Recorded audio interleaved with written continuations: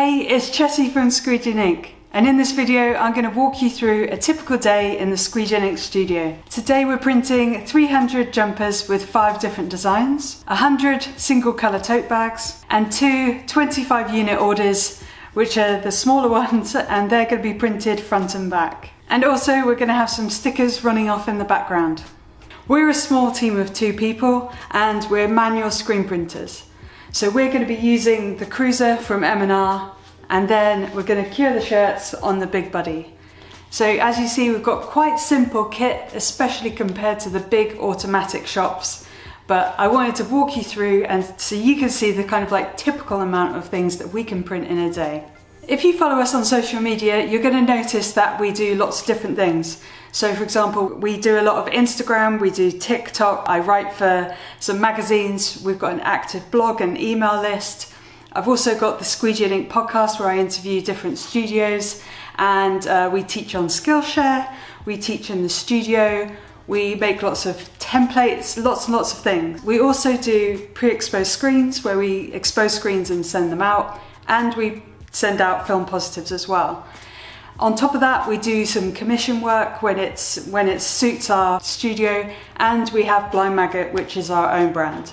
We also do market stalls and lots of other things, so we're busy. And the way that we can achieve all of these things with just a team of 2 is by batching up our work. So we don't just react to jobs as they come in, we group them all together and break them down and get through lots of printing in one day, for example. So today happens to be a print day, so let's get started.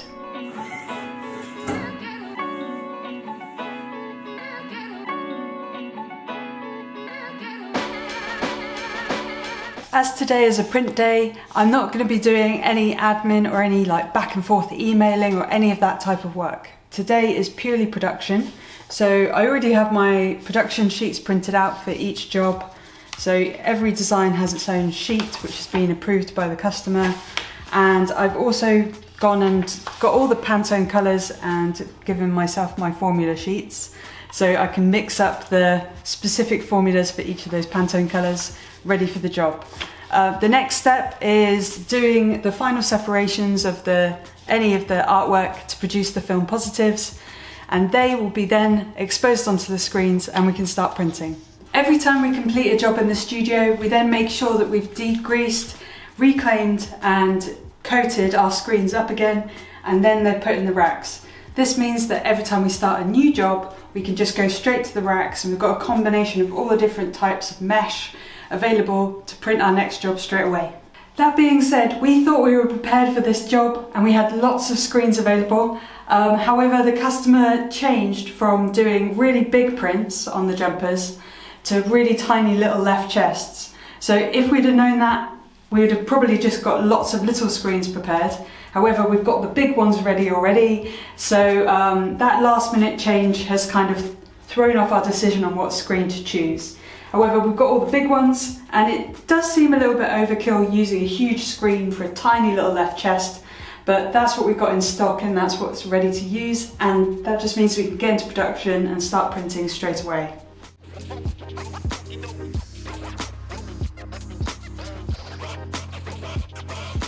While we have our screens drying, that gives us a little bit of time to set up a sticker job. That's printing in the background while we're printing, and it's basically no effort at all. So I'm just going to do 25 stickers of each, and it's a really small job that's just running on in the background. While my screens are drying and my stickers are running in the background, it's a good time to get my Pantone mixing done. So for this particular job, I've got 3 little Pantones to mix, and then there's just like black and white, very standard colours. So I'm doing it with the International Coatings Pantone mixing system. I've already printed out my 3 formula sheets, and that's ready to get going and mixing up these 3 colours. These are all my screens ready to go. I've got a variety of sizes and mesh counts for this really high detailed one, which I'm excited to show you as well. It just really weirdly happens that all of the images today are single colour. So even if the shirt has a design on the front and the back, it's always single colour today, which is quite unusual. But it means that I can load up 6 of these screens and onto my Cruiser, fill it up, and that's just going to save me on some downtime as I go through all the different jobs, start completing them and signing them off. While Emma's registering up the screens on the press, I'm making sure that the heaters are on, so they're getting up to temperature, so we're ready to print straight away. I've already got the boxes all sorted in the background here, so each of these columns is a different job. I've made sure that all of the sizing's correct in the order, and I'm just ready to systematically go through and print each of these.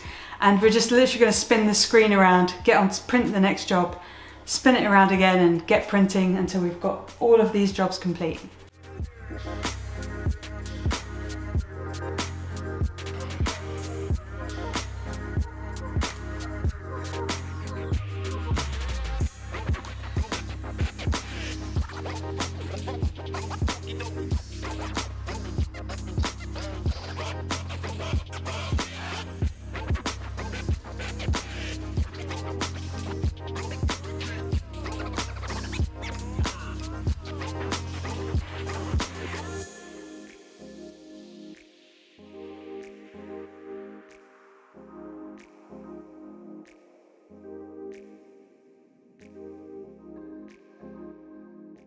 As you can see, we've already boxed up all the jumpers and got rid of that order, like we've done all the labels and everything. That's because the courier needs to come and pick those up on an expedited delivery. They need to get there really soon.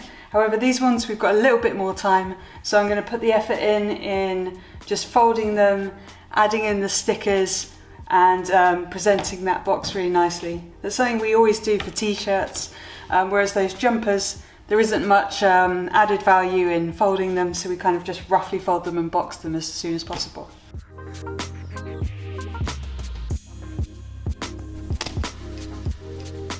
As soon as we finish printing, we like to take all the squeegees off. That means getting any excess ink off and putting them in our dirty rack. So we keep all of the dirty squeegees over here, and that just means that we can clean them a little bit more effectively because we're doing them all at once and they're not getting mixed up with our clean squeegees on a separate rack. Once we've got all the excess ink off the screens, we put them on this rack outside, and as soon as that rack is full up, then we can quickly put them in dip tanks, so maybe even 4 at a time in the dip tank. That means that we can reclaim the screens all at once in maybe half an hour. Thank you so much for watching this video. I hope you found it really useful because we get questions all the time about how many shirts in a day that we can print as 2 manual screen printers. The main point that I'm trying to get across in the way that we do our work is that we batch things up, order the shirts all together, we count the shirts all in at the same time, and then we even set all the screens up at the same time as much as possible. And we just find batching means that we can work through a lot more jobs and print a lot more shirts by the end of the day. Please write in the comments below any questions that you might have for us, or anything that you spotted that you might need to get some more answers on. And don't forget to subscribe to the channel so that you can get notified of our next video.